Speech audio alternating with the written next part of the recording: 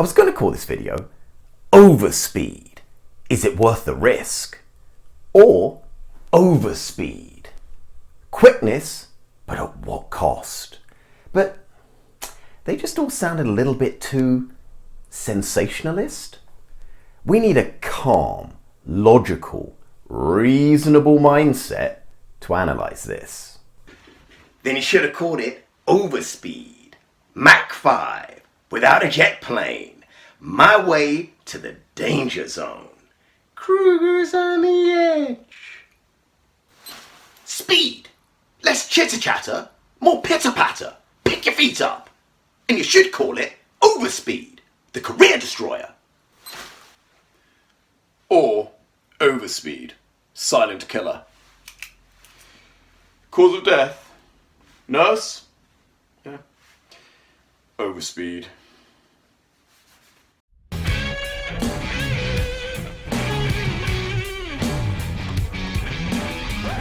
Preach! Testify! For all you out there who don't know what overspeed is, I applaud you for simply clicking on a video because you're enticed by a word. And as a reward, here's a quick definition. Mate, it's me on the thumbnail that draws the crowds. Basically, it's finding an external way to move your body, and preferably your limbs, at a greater rate than they normally would. This is why racing a Ferrari doesn't count as overspeed. Your body's hurtling along, but your limbs aren't accelerating at a greater rate. Not unless you're Fred Flintstone on a steep decline. Yabba dabba doo! Now there are a number of ways to get the overspeed effect.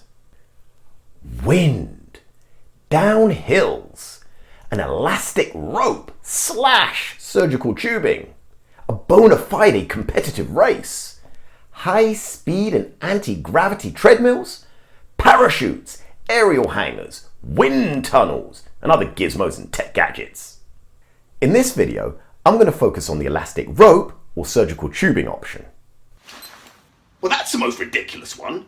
Why? Because I'm pretty sure that I've done a video on winds and hills already, but even if I haven't, in my opinion, the rope is the one that gives you the greatest level of control. Baloney! The pull you get's inconsistent. Plus, there's a snap and trip hazard. It's incredibly dangerous.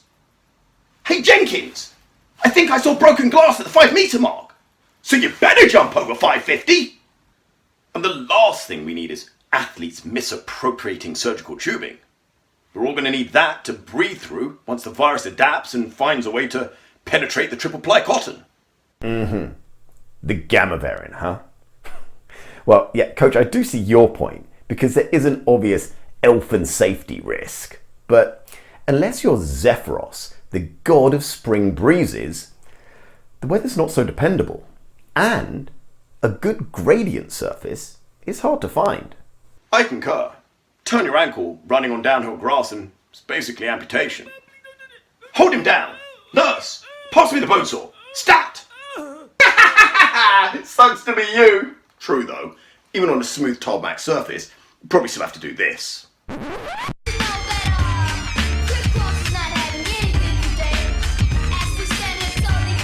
Or, bang! Car jumps, car jumps! Yeah. And high-speed treadmills, well, they're not that commonplace. And they don't seem that effective. Might go into that in another video.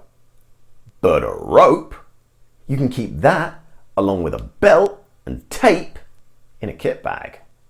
Yeah, if you're looking for that serial killer vibe. Diddly diddly dee, diddly diddly dee.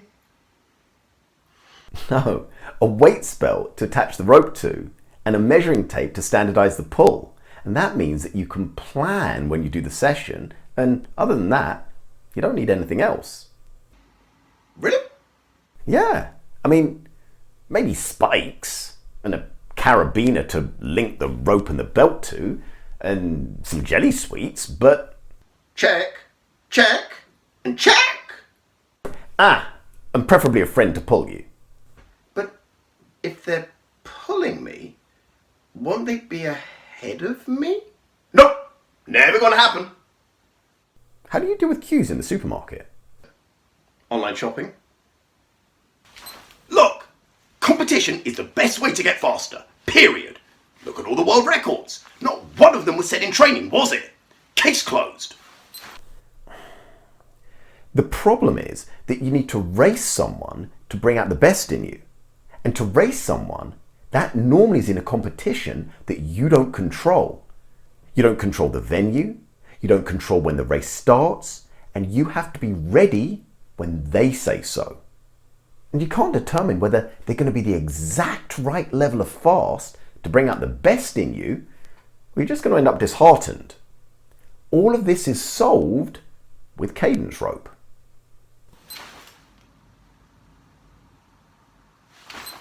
Okay, but before you totally discount it, let's look at first principles. Speed is determined by stride length times stride frequency. Think of stride length like bounding.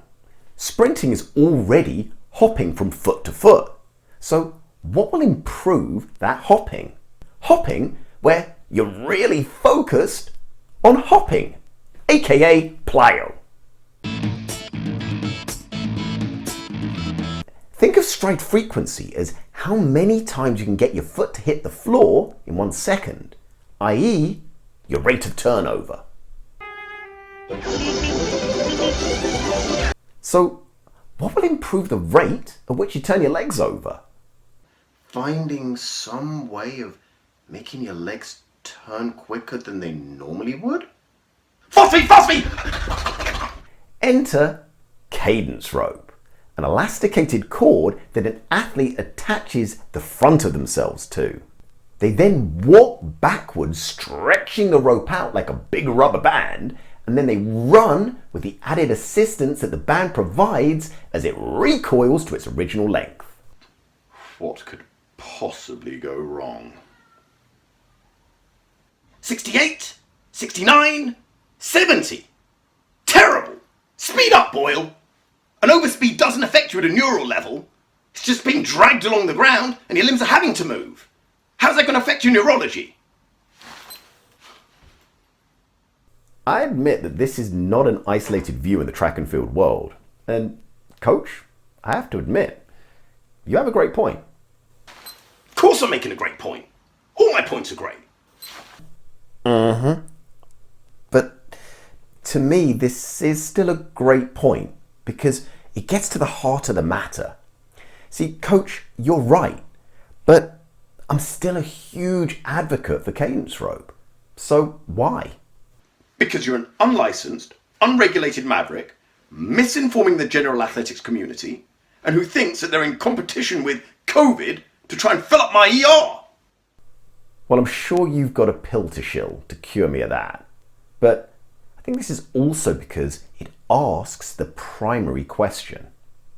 Is the rope acting on you, or are you acting upon the rope? If you're a passive object being dragged along by the rope, then that's not something you're going to learn anything from. Coach is bang on. Never been wrong, never will be. Braithwaite, if you've got enough energy to puke, you've got enough energy to do another 5 laps. This again is another one of those analogies to life. When you're passive in your life and have events acting upon you, when you're not really engaged in any level of cognitive thought about it, then you're not going to learn much from it. When you're resistant and you're pumping the brakes due to fear, you won't improve neurologically. Even after the fact, once you've had time to reflect and consider, because memory is fallible and you weren't actively engaged or self-analyzing at the time, what you learn from it will either promote weakness or wrong-mindedness for the future. But when you're active in your own life, when you not only try to act on events and forces, but you actually try to master them, then you'll absorb the information. When you're totally open to them without the fear of failure, then the learning happens at an exponential rate, even if the outcome isn't what you bargained for. total awareness, commitment, and focus to the moment, and trying to be a force greater than the force that's acting upon you, i.e., using the rope as an assistance to your own intention, will, and motivation, not the driving force of it, is something you'll learn from. It'll seep into your nervous system, and it will irrevocably change you. But there ain't no doubt about it, the risk is high. The risk isn't worth it. Just do 30 minutes of gentle walking 5 times a week. That's the medically approved exercise prescription. Yeah, that'll keep you safe. And slow.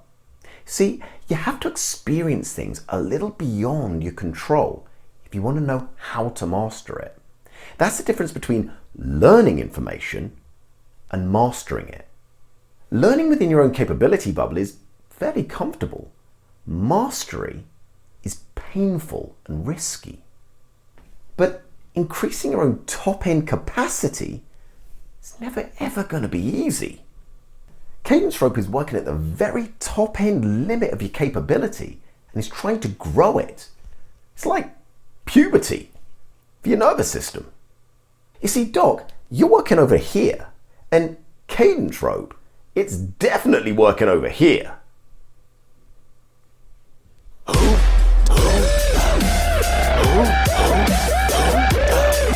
Let's be honest for a second.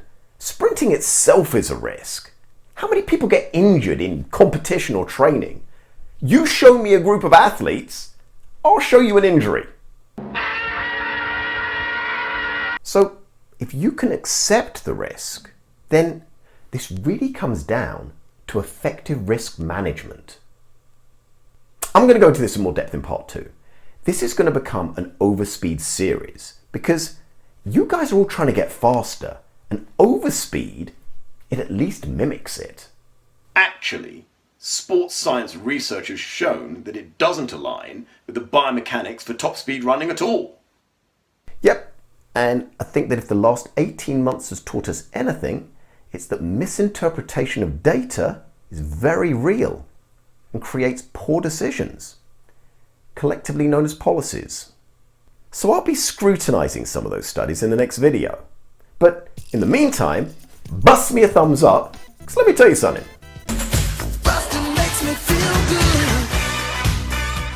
Oh, and I finally found the analytics page on YouTube, and it seems that the bots have been unsubscribing folks. So, check that you've got that bell icon set to deafening, or YouTube will surreptitiously switch it off to keep you slow. Anyway, have your say in the comments, bae. If you like my vibe, please subscribe.